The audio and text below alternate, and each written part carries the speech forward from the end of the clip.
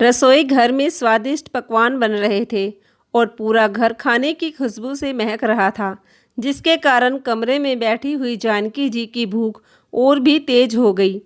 लेकिन उन्हें मालूम था कि उनके भाग्य में केवल झूठे बर्तनों का ढेर ही आएगा, क्योंकि आज उनकी बहू फिर से यूट्यूब वीडियो बना रही थी। दरअसल उनकी बहू सरिता ने अपनी सहेली की देखा देखी यूट्यूब पर एक कुकिंग चैनल शुरू किया था। उसकी सहेली ने बहुत ही कम समय में बहुत अधिक लोकप्रियता हासिल कर ली थी और साथ साथ अच्छे पैसे भी कमाने लगी थी। इसलिए अब सरिता पर भी लोकप्रियता हासिल करने का भूत सवार हो गया था। आए दिन वह रसोई घर में कोई ना कोई नया पकवान बनाया करती और उसकी वीडियो बनाकर यूट्यूब पर डाला करती। हाँ, यह बात अलग थी कि उसकी वीडियो देखना कोई पसंद नहीं करता था, लेकिन बावजूद इसके सरिता की कोशिशें जारी थी। थोड़ी देर में सरिता पकवान बनाकर जा चुकी थी और अपने बच्चों के साथ उस पकवान का लुत्फ उठा रही थी। और जब जानकी जी रसोई घर में गई तो बर्तनों का अंबार लगा हुआ था और वीडियो बनाने के चक्कर में बहू ने रसोई घर का सारा सामान फैला दिया था और सब साफ सफाई की जिम्मेदारी अब जानकी जी की थी। जानकी जी ने सबसे पहले अपने पति के लिए 4 रोटियां सेकी। सब्जी का कुकर तो खाली था, इसीलिए पिछली रात की बची दाल से ही काम चला लिया और उसके बाद किसी काम वाली बाई की तरह साफ सफाई में जुट गई। रसोई घर में काम निपटाने के बाद जब जानकी जी अपने कमरे में आई तो देखा उनके पति दयाशंकर जी सो चुके थे। अरे, आप बिना दवाई खाए ही सो गए, जानकी जी ने कहा। लेकिन दयाशंकर जी गहरी नींद में थे, इसलिए जानकी जी ने दोबारा उनसे कुछ कहना उचित नहीं समझा और खुद भी जाकर सो गई। दरअसल 1 वर्ष पहले दयाशंकर जी को लकवा की बीमारी ने अपनी चपेट में ले लिया था। तब से वह चलने फिरने से भी लाचार हो गए थे, कुछ बोल भी नहीं पाते थे। यहाँ तक कि नित्य कर्म करने के लिए भी वह अपनी पत्नी जानकी पर आश्रित थे। दिन भर वह अपनी व्हील चेयर पर बैठे रहते और रात के समय जानकी जी की मदद से बिस्तर पर लेट जाते। सारा दिन यह काम करते करते जानकी जी की हालत बुरी हो जाती, लेकिन बेटा बहू को उनसे कोई सरोकार ही नहीं था। वे तो बस अपनी ही दुनिया में मस्त थे। परंतु अगले दिन सुबह सुबह ही दयाशंकर जी के करहारने की आवाज़ आने लगी तो जानकी जी ने उनकी ओर देखा। दयाशंकर जी अपना पेट पकड़कर जोर जोर से करहा रहे थे और फिर अचानक ही उन्हें उल्टी हो गई। उनकी हालत ज़्यादा खराब देखकर जैसे ही जानकी जी अपने बेटे के पास जाने लगी, उसी समय उनका बेटा तैयार होकर उनके पास आया और बोला, माँ, आज बच्चों की परीक्षा का परिणाम है, इसलिए हम बच्चों के स्कूल जा रहे हैं। फिर जानकी जी बोली, बेटा देख तो तेरे पिताजी की हालत बहुत ज़्यादा खराब हो रही है। सुबह से 2 बार उल्टी कर चुके हैं और पेट दर्द से बहुत परेशान हैं। जानकी जी ने कहा। इससे पहले कि उनका बेटा कुछ बोलता, बहू सरिता तपाक से बोली, इस उम्र में जीभ के स्वाद पर लगाम नहीं रखेंगे तो ऐसा ही होगा। अरे, दिन में 4 बार तो चाय पीते हैं, अब एसिडिटी नहीं होगी तो और क्या होगा। बहू की इस बात पर जानकी जी हैरान रह गई और सोचने लगी, जब खाने में ताज़ी सब्जी ना मिले और बासी दाल खानी पड़े तो तबीयत तो बिगड़ेगी ही ना। लेकिन बहू के सामने यह सब बातें बोलने की उनमें हिम्मत नहीं थी। तभी उनका बेटा बोला, अरे माँ, 1-2 बार उल्टी हो भी गई तो इसमें परेशानी वाली क्या बात है, थोड़ी देर में ठीक हो जाएंगे बाबूजी। वैसे भी इन सब बातों के लिए मेरे पास बिल्कुल भी समय नहीं है। ऐसा कहकर विनोद अपनी पत्नी और बच्चों को लेकर निकल गया। लेकिन जानकी जी अपने पति की ऐसी हालत नहीं देख पा रही थी। बटुआ खोलकर देखा तो उसमें 50 रुपये पड़े थे। वह जल्दी से घर से बाहर निकली और पास की ही एक केमिस्ट की दुकान से उनके लिए उल्टी की दवाई ले आई। अब दयाशंकर जी की तबीयत थोड़ी संभल गई थी, लेकिन बार बार उल्टियाँ होने के कारण दयाशंकर जी के सभी जोड़ी कपड़े गंदे हो गए थे। लेकिन इतनी ठंड में हाथ से कपड़े धोने का सोचकर ही जानकी जी को कपकपी छूटने लगी। बाहर धूप भी नहीं थी, मशीन से कपड़े धोना और सुखाना आसान हो जाएगा, ये सोचकर उन्होंने मशीन में कपड़े धोने डाल दिए।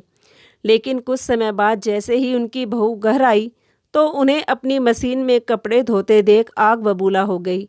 आपकी यह मजाल कि मेरी मशीन में आपने बाबूजी के गंदे कपड़े डाल दिए। ऐसा कहते हुए उसने तुरंत स्विच ऑफ किया और सारे कपड़े निकाल कर जानकी जी की ओर दे मारे और कड़कती आवाज में बोली, आइंदा मेरे मायके से आई इस मशीन को हाथ भी लगाया तो मुझसे बुरा कोई नहीं होगा। बहू के व्यवहार पर जानकी जी हैरान रह गई। वह एक मूर्ति की तरह अपनी बहू को देखती जा रही थी, लेकिन उससे ज़्यादा हैरानी की बात उनके लिए यह थी कि उनके बेटे के सामने उनकी बहू उनके साथ इतनी बदतमीजी कर रही थी और वह केवल मूक दर्शक बनकर खड़ा हुआ था। इतना अपमान झेलकर उनकी आंखों से आंसुओं की धारा बहने लगी। फिर किसी तरह जानकी जी ने खुद को संभाला और हड्डियां गला देने वाली सर्दी में ठंडे पानी से कपड़े धोने लगी। कपड़े भी इतने थे कि धोते धोते उनकी कमर अकड़ गई और सर्दी ने उनका हाल बेहाल कर दिया। जैसे तैसे यह काम निपटा कर वह अपने कमरे में चली गई और बदहवास होकर बिस्तर पर लेट गई। इतनी ज़्यादा थक गई थी कि नींद आते पता ही न चला। जानकी जी की कमर अकड़ने के कारण उन्हें बहुत ज़्यादा दर्द हो रहा था।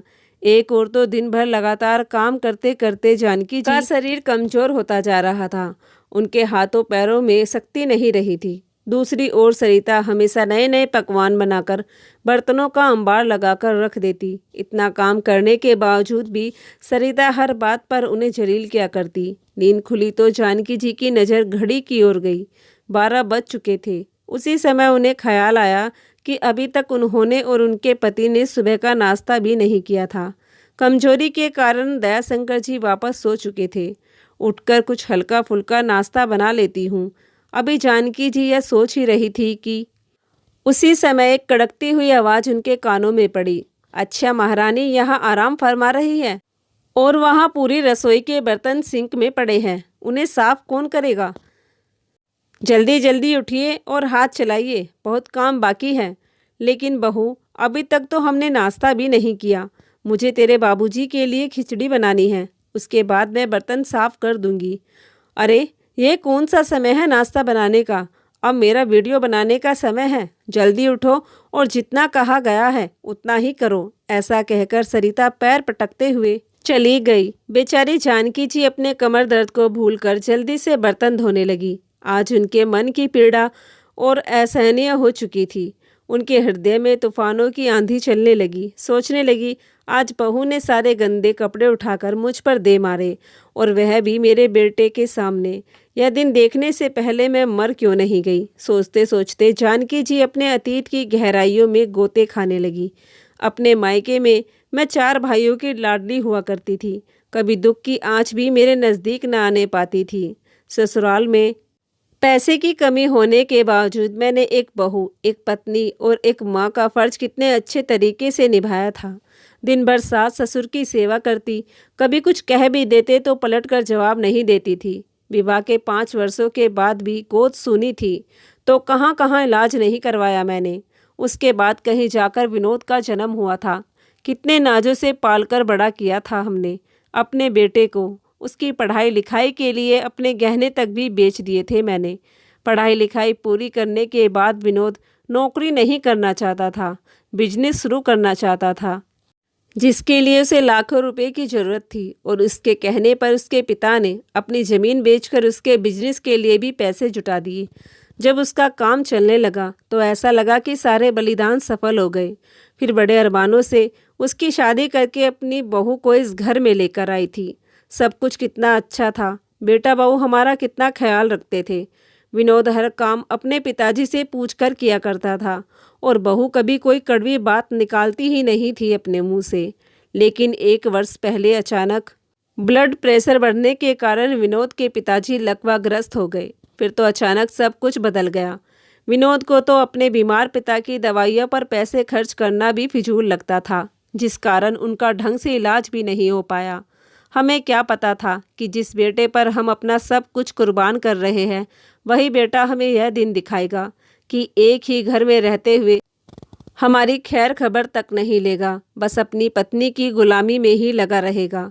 और आज तो बहू ने मेरे साथ इतनी नीच हरकत कर दी कि अब तो ऐसा लगता है कि काश यह धरती फट जाती और मैं उसमें समा जाती। जब अपना खून ही हमारी व्यथा नहीं समझता तो बहू तो फिर भी पराए घर से आई है।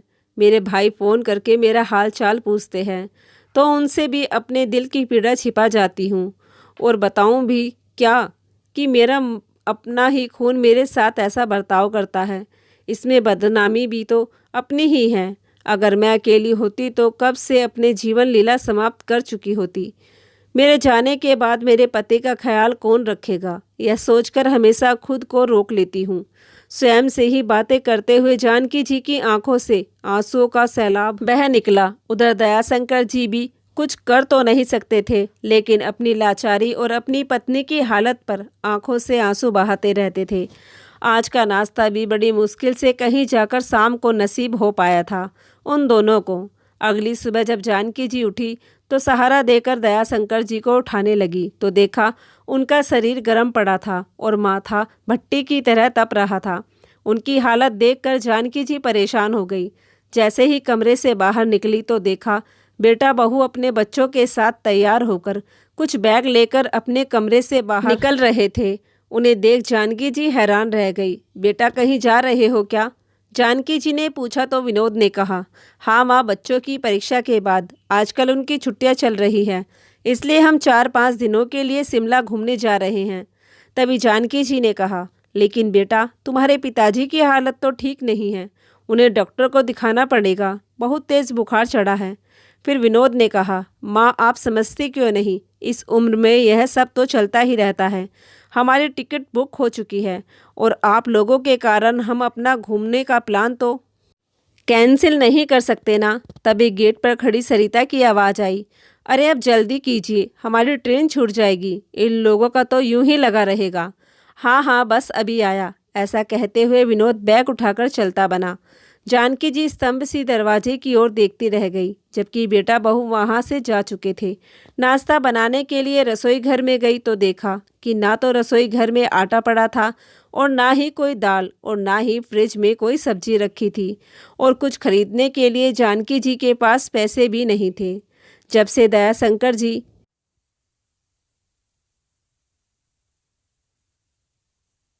अभी उनके हाथ में एक पैसा भी नहीं देता था। अपने बच्चों के व्यवहार और अपनी किस्मत पर जानकी जी फूट फूट कर रोने लगी। उन्हें समझ नहीं आ रहा था कि वह क्या करे, लेकिन खाने का इंतजाम तो करना ही था। तो कुछ सोचकर किराने की दुकान पर चली गई और दुकानदार को थोड़ा सा राशन का सामान उधार देने को कहा तो दुकानदार ने साफ इनकार कर दिया। लेकिन खाली हाथ घर वापस भी नहीं लौट सकती थी। तभी उनके दिमाग में कुछ ख्याल आया और फिर खुद से ही बोल उठी, कभी सोचा नहीं था कि ऐसी भी नौबत आएगी, लेकिन हालात को देखते हुए और कोई उपाय भी नहीं सूझ रहा। थोड़ी देर में उन्होंने अपने पड़ोसन के घर का दरवाज़ा खटखटाया और पड़ोसन से बोली, अरे कमला बहन, 500 रुपये उधार मिलेंगे क्या? वह क्या है ना कि मेरा बेटा बहू तो बाहर घूमने गए हैं, वह मुझे पैसा तो देकर गए थे, लेकिन बुढ़ापे का दिमाग है, याद ही नहीं रहता कि कहाँ रख बैठी। जब बेटा बहू आएंगे तो उसी समय आपको लौटा दूंगी। कोई बात नहीं जानकी बहन, लौटाने की जल्दी मत करना, जब सहूलियत हो तब लौटा देना। ऐसा कहते हुए कमला ने उन्हें 500 रुपये पकड़ा दिए। तब कहीं जाकर वह खाना पकाने के लिए कुछ राशन का सामान जुटा पाई और दयाशंकर जी के लिए बुखार की दवा भी खरीद कर ले आई। घर पहुंचकर जल्दी जल्दी से खाना बनाया और बीमार पति को खिलाया। लेकिन जब स्वयं भोजन करने बैठी तो पहला निवाला मुंह में लेते ही जोर जोर से रोने लगी। आज उनके सब्र का बांध टूट चुका था। फिर जानकी जी को याद आया कि उनके भाइयों ने कितनी बार उन्हें कहा था कि एक बार हमारे साथ दिल्ली चलो, हम वहाँ किसी अच्छे से डॉक्टर से इलाज करवा देंगे। लेकिन बेटे ने हर बार यह कहकर मना कर दिया कि बड़ा शहर है और बड़े शहर के बड़े अस्पतालों में खर्चा भी अच्छा खासा होगा। पूरी तरह परेशान होकर जानकी जी एकाएक खुद से ही बोल उठी, आज तक तो मैं इस कारण चुप रही कि अगर किसी से हाल चाल बांटूंगी तो अपना ही बेटा बदनाम होगा, लेकिन आज पानी सर से ऊपर जा चुका है। दिन भर काम वाली बाई की तरह झाड़ू पोछा करती हूँ, बर्तन साफ करती हूँ, लेकिन फिर भी 2 वक्त की रोटी भी नसीब नहीं हो पाती। इतना त्याग करने के बाद भी इस घर में माँ बाप की कोई कदर ही नहीं है। हमारी उपस्थिति या अनुपस्थिति से किसी को कोई फर्क नहीं पड़ता। बस अब बहुत हो चुका, बहुत कर ली बेटे ने अपनी मनमानी और बहुत नचा लिया बहू ने मुझे अपनी उंगलियों पर। सोचते हुए जानकी जी अचानक अपने आंसू पोंछकर उठी, खड़ी हुई और अपने बड़े भाई राजेश को फ़ोन लगा दिया। फ़ोन पर अपने पति दयाशंकर जी की हालत के बारे में बताया तो भाई ने कहा, तुम आज ही हमारे साथ दिल्ली चलोगी। आप दोनों को हम अपनी गाड़ी में ही बिठाकर ले चलेंगे। यहाँ मेरी पहचान का एक बहुत अच्छा डॉक्टर है। जीजा जी का इलाज यहीं से करवाएंगे। किसी तरह की कोई तकलीफ नहीं होगी। भाई से बात करने के बाद जानकी जी अपने और अपने पति के कपड़ों का बैग तैयार करने लगी और साथ में उन्होंने अपने घर के कागजात भी रख लिए। शाम हुई तो दरवाजे पर घंटी बजी। जानकी जी ने दरवाज़ा खोला तो उनके दोनों बड़े भाई उनके सामने खड़े थे। इतने समय के बाद किसी अपने को सामने देखकर जानकी जी बहुत खुश हो गई। थोड़ी देर बाद जब सारी पैकिंग करके अपने पति के साथ भाई की गाड़ी में बैठी तो उनके हृदय में अपने घर को देखकर एक हुक सी उठी, क्योंकि जिस दिन से जानकी जी इस घर में बहू बनकर आई थी उस दिन से लेकर आज तक वह कभी ऐसे सामान के साथ अपने मायके नहीं गई थी। ससुराल की जिम्मेदारियां निभाते हुए कभी ऐसी नौबत भी नहीं आई थी कि वह रहने के लिए मायके जाए। जाती भी तो एक दिन के भीतर वापस लौट आती। जानकी के सेवा भाव को देखकर उसके सास ससुर भी कहते थे, हमारी इतनी सेवा करती है, देखना तेरी बहू तेरी कितनी सेवा करेगी। अपने बड़ों की सेवा कभी व्यर्थ नहीं जाती। सोच सोच कर जानकी जी की आंखें फिर से भर आई। फिर मन ही मन बोली, ना जाने कौन से जन्म में ऐसे बुरे कर्म किए थे जो मेरे नसीब में ऐसे बेटा बहू लिख दिए भगवान ने। लेकिन बच्चों के ऐसे रवैये से अब उनकी सहन शक्ति समाप्त हो चुकी थी। मन में बहुत कुछ चल रहा था, लेकिन ठोस कदम उठाना जरूरी भी था। घर से निकलने से पहले उन्होंने पड़ोसियों को दिल्ली जाने के बारे में बता दिया था। अपने मन को समझाते हुए वह पति के साथ अपने भाई के घर दिल्ली आ गई। जानकी जी के चारों भाई एक बड़े से घर में एक साथ रहते थे। सबके बच्चों की शादियां हो चुकी थी। जानकी जी और दयाशंकर जी के घर में जाते ही भाभियां अपनी ननंद को देखकर बहुत प्रसन्न हो गई और घर की बहुएं उनकी आओ भगत में लग गई। दीदी, आप इतने समय बाद आई हैं, आपको देखकर आज मन खुश हो गया। ऐसा कहते हुए उन्हें सोफे पर बिठाया। लेकिन जानकी जी अभी तक अपने विचारों में घूमती। उन्हें इस तरह परेशान देखकर उनके दूसरे भाई पूछने लगे, क्या हुआ दीदी, आप कुछ परेशान लग रही हैं। अरे नहीं नहीं, ऐसी कोई बात नहीं है। दरअसल तुम्हारे जीजा जी बीमार रहते हैं ना, तो उनकी सेहत को लेकर ही थोड़ी चिंतित रहती हूँ। ऐसा कहकर उन्होंने बात को टाल दिया। रात को सबने मिलजुल कर भोजन किया। आज बहुत समय बाद जानकी जी और दयाशंकर जी ने सुकून और इत्मीनान के साथ खाना खाया था। सब लोग एक साथ बैठे हुए अपने बचपन की बातों को याद करके हंसी मजाक करने लगे। सबके साथ बैठकर जानकी जी आज खुलकर हंस रही थी, लेकिन रह रहकर उनके मन को उनकी बहू का व्यवहार कचोटने लगता और वही दृश्य बार बार उनके मानस पटल पर उभरने लगता, जब उनकी बहू ने गंदे कपड़े उठाकर उन पर दे मारे थे। बहू की तीखी बातें वह रह रहकर उनके दिल पर न जाने कितने वार कर रही थी। रात को आरामदायक बिस्तर पर भी उन्हें नींद नहीं आ रही थी। करवटें बदलते बदलते सारी रात बीत गई। सुबह कहीं जाकर उन्हें थोड़ी सी नींद आई। अगले दिन राजेश जी दयाशंकर जी को लेकर दिल्ली के एक बहुत बड़े अस्पताल में गए। वहाँ के डॉक्टर से उनकी अच्छी जान पहचान थी, तो नंबर भी तुरंत आ गया। पूरी जांच और टेस्ट कराने के बाद डॉक्टर ने उसी दिन से इलाज शुरू कर दिया। 5 दिन बीत चुके थे। सब लोग जानकी जी और दयाशंकर जी का अच्छे से ख्याल रख रहे थे। उधर बेटा बहू जब 5 दिनों के बाद वापस घर लौटे तो देखा घर में कोई नहीं था।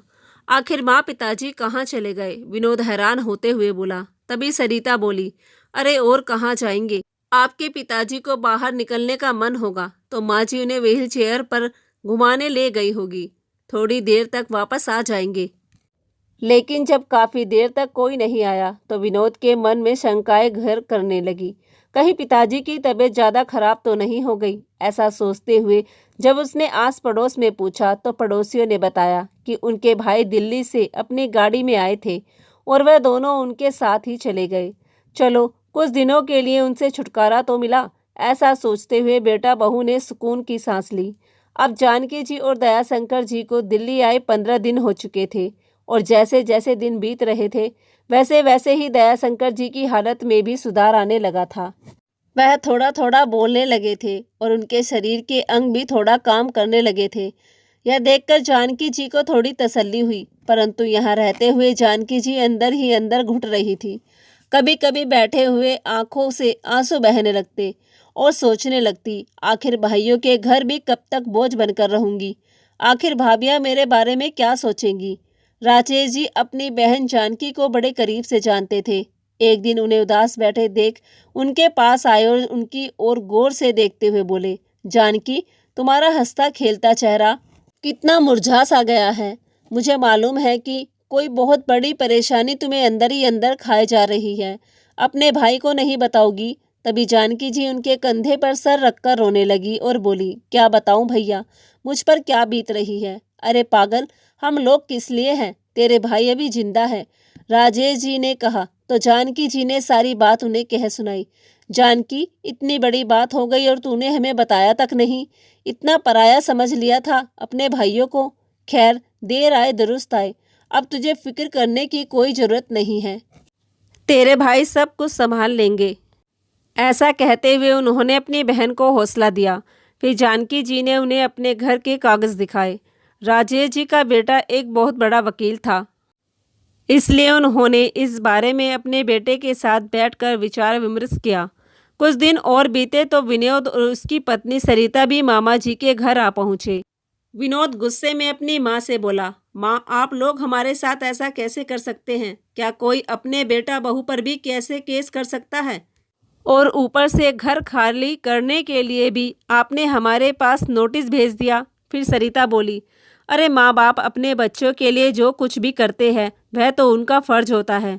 अब अगर हम अपने बच्चों पर पैसा खर्च कर रहे हैं तो इसका मतलब यह तो नहीं कि उनके बड़े होने पर हम उन पैसों पर केस करके उनसे वह पैसा वापस लेंगे। फिर विनोद बोला, माँ, यह कदम उठाकर आपने अच्छा नहीं किया। सारा समाज आप पर थू थू करेगा। फिर जानकी जी, जो अभी तक अपने बेटे बहू की बातें सुन रही थी, अचानक चुप्पी तोड़ते हुए बोली, हाँ बेटा, यह बात तो तुमने सही कही। बदनामी तो होगी, लेकिन मेरी नहीं। बदनामी तुम लोगों की होगी। तुम शायद यह भूल रहे हो कि तुम्हारी माँ होने से पहले मैं एक पत्नी हूँ। अपने बेटे होने का फर्ज तुम तो भूल चुके हो। अपने पिता से सब कुछ हथियाने के बाद जब वह बीमार पड़े और उनके इलाज पर पैसा खर्च करने की बात आई तो तुमने यह कहकर पल्ला झाड़ दिया कि बुढ़ापे में ऐसी परेशानी तो लगी रहती है। और तो और बहू मेरे साथ जानवरों से भी बदतर सलूक करती है, वह भी तुम्हें दिखाई नहीं देता। इतना कहते कहते जानकी जी की आंखों से आंसू छलक पड़े। फिर सरिता ने कहा, ठीक है, अगर आप हम पर केस कर सकती हैं तो हम भी शहर का बड़े से बड़ा वकील करेंगे और केस जीत कर दिखाएंगे। ऐसा कहकर वह अपने पति विनोद को लेकर चली गई। लेकिन राजेश के वकील बेटे का इतना दबदबा था कि विनोद और सरिता का केस लड़ने के लिए शहर का कोई बड़ा वकील तैयार ही नहीं हुआ। बड़ी मुश्किल से उन्हें अपना केस लड़ने के लिए एक वकील मिला। अदालत में जज साहब ने दोनों पक्षों की बात सुनी। राजेश जी के वकील बेटे ने पूरे विस्तार से जज साहब को बताया कि किस तरह माता पिता ने अपना सब कुछ न्यौछावर करके अपने बेटे को उसके पैरों पर खड़ा किया था और आज उनके साथ किस तरह का व्यवहार किया जा रहा है। सारी बात सुनकर जज साहब बोले, आज मैंने अपने जीवन में पहली बार ऐसा देखा है कि माता पिता ने अपने बेटे बहू पर इसलिए मुकदमा दायर किया कि बेटे को पढ़ा लिखा कर सेटल करने के बाद भी वे अपने माता पिता की जिम्मेदारी नहीं उठा रहे हैं और साथ साथ बहू के द्वारा उन्हें आए दिन प्रताड़ित भी किया जाता है, जो कि सरासर और अमानवीय है। विनोद और सरिता को फटकार लगाते हुए जज साहब ने कहा, आपको शर्म आनी चाहिए। क्या यही दिन देखने के लिए आपके माता पिता ने अपना पेट काट कर आपके भविष्य को उज्जवल बनाया था ताकि आप उनकी ज़िंदगी नरक बना सके? आज के इस केस का फैसला आने वाली पीढ़ी के लिए एक सबक बनेगा, क्योंकि जो संतानें माता पिता का उत्पीड़न करती है उन पर कभी रहम नहीं किया जा सकता। ऐसा कहते हुए कोर्ट ने उन्हें आदेश दे दिया कि बेटा बहू 10 दिनों के भीतर अपने माता पिता के मकान को खाली करे और साथ ही उनके खर्चे के लिए हर महीने उन्हें 30,000 रुपये दे, और यदि वह ऐसा करने में आनाकानी करते हैं तो उन पर सख्त से सख्त कार्यवाही की जाएगी। अदालत का फैसला सुनते ही सरिता और विनोद की हवैया उड़ गई। वे तुरंत अपनी माँ और पिता के पैरों में गिर पड़े। हमें माफ़ कर दीजिए, आगे से हम कुछ भी गलत नहीं करेंगे। आपके साथ रहकर हम आपकी खूब सेवा करेंगे। लेकिन जानकी जी और दयाशंकर जी ने उन्हें माफ़ नहीं किया। केवल इतना ही कहा कि अब हम अपनी ज़िंदगी सुख शांति से गुजारना चाहते हैं और यही हमारा अंतिम फैसला है। उधर इस पूरे केस को मीडिया द्वारा कवर किया जा रहा था। सभी लोकल और नेशनल न्यूज़ चैनल पर लाइव दिखाया जा रहा था और साथ में यह भी बताया जा रहा था कि बेटा बहू अपने माँ बाप के साथ किस तरह का व्यवहार करते थे। सरिता अपने यूट्यूब वीडियो में तो मशहूर ना हो सकी, लेकिन अपनी गलत हरकतों की वजह से पूरे देश में बदनाम जरूर हो गई थी।